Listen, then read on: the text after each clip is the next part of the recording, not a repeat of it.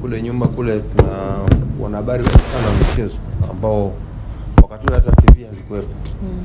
Lakini walikuwa wanaweza kumwelezea mchezaji kiasi ambacho kwa kumfikiria ukawa unaona kabisa kwamba unamfahamu au umemwona. Na wakati ule hakuna television, hakuna nini.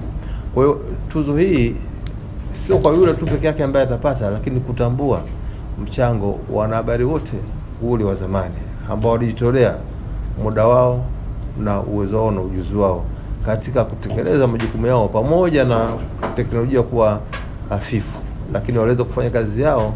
Wananchi wa Tanzania wengi, wadau wa michezo, wakawa wanaweza kufuatilia kwa wingi masuala ya michezo. Kwa hiyo hii ni kutambua mchango wao mkubwa ambao wameufanya, na tutaendelea kutambua kwa sababu kila siku tasnia ya habari ya michezo inabadilika na inakuwa, na mpaka sasa hivi tunao hata vijana ambao wenyewe unasema kabisa kwamba huyu kwa kweli mwenzangu ni nguli kwenye eneo hili. Kwa hiyo ni kutambua mchango mzima wa wanahabari nguli.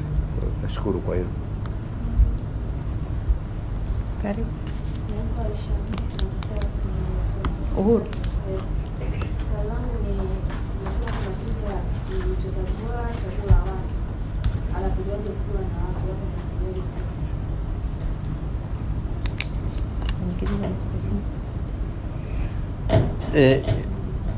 Mwanamichezo bora chaguo la watu, people's choice.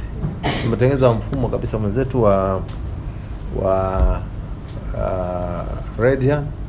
Sasa hivi tuna mifumo ya tehama, kwa mfumo ambao kama tulivyozungumza kwamba tutatuma chaguo lako kupitia namba ambayo tumeitaja ya WhatsApp, na unapotuma mara moja, hata ukituma mara pili, hiyo haitahesabika. Kura yako itakuwa ni moja tu kwa yule ambao utamchagua.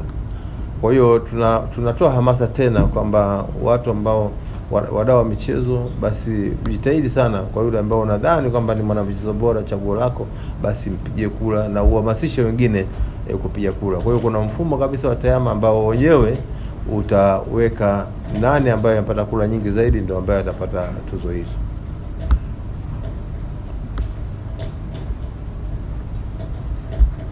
Yameisha.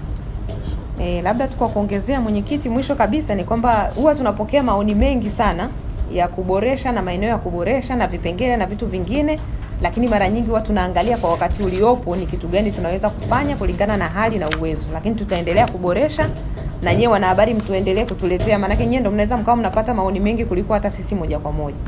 Kwa mwisho wa siku lengo letu ni kutaka kuendelea kuona tuzo zinaendelea kuwa imara, zinaendelea kuwa bora tofauti na tuzo nyingine. Asanteni sana.